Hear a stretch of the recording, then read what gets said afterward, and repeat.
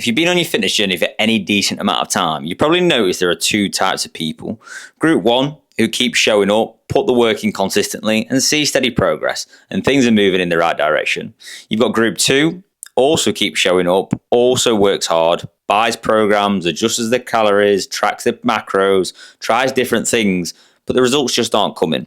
And no matter what they do, they never quite get that breakthrough moment. So the question is, how do you make sure you end up in group one and not group two?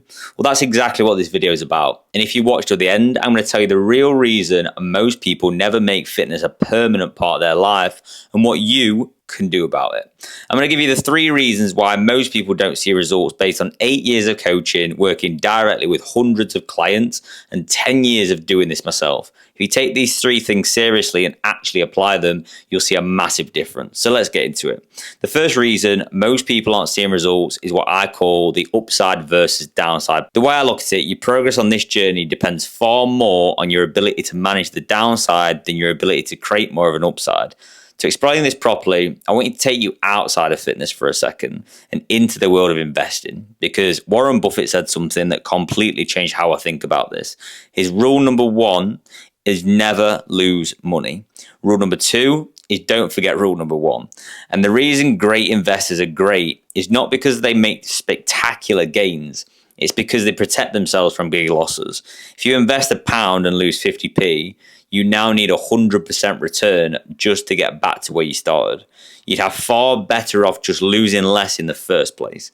In fitness, this plays out all the same. The most common version is eating really well all week and then completely going off the rails at the weekend. Or you could shave 100 calories off one of your weekdays, but that's not going to offset a 5,000 calorie blowout on a Saturday night.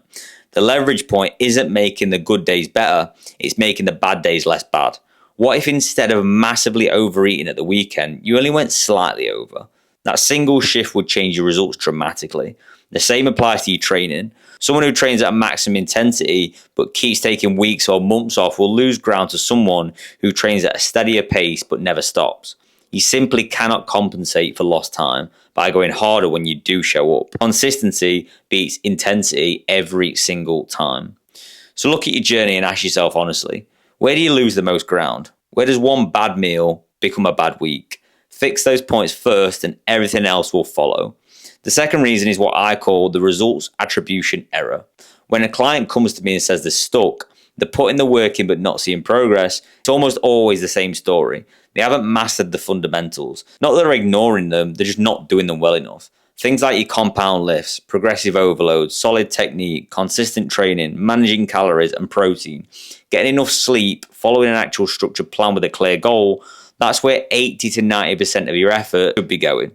What I see instead is people drifting away from the basics and chasing minor details, looking for that one specific exercise variation, that one secret tip, going wider and wider instead of going deeper. A master is someone who never stopped doing the basics. They just got really, really good at doing them. You might think you know progressive overload, but how consistently are you actually applying it? How deeply do you actually understand it? There are levels to this, and being vaguely familiar with something is not the same as owning it. Seek mastery over familiarity, and you'll get further faster. I can never say that word.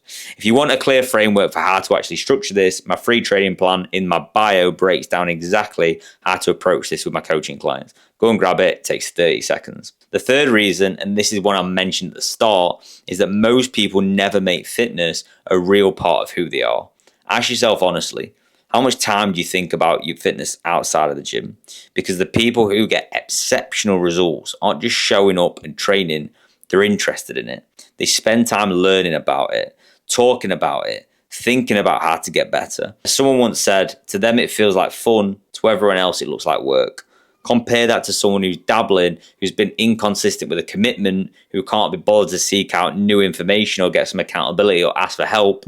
They tend to get stuck in the exact same place for months and years on end. You have a choice to make. You can keep approaching this casually and accept average results, or you can decide to actually commit to something. Make it a higher priority, not above everything else in your life, but genuinely up there, and let it become a habit and part of your identity. That's where the discipline conversation stops and the enjoyment conversation starts. And that shift takes time and it takes real commitment. But I guarantee you it's worth it and it'll change your life for the better.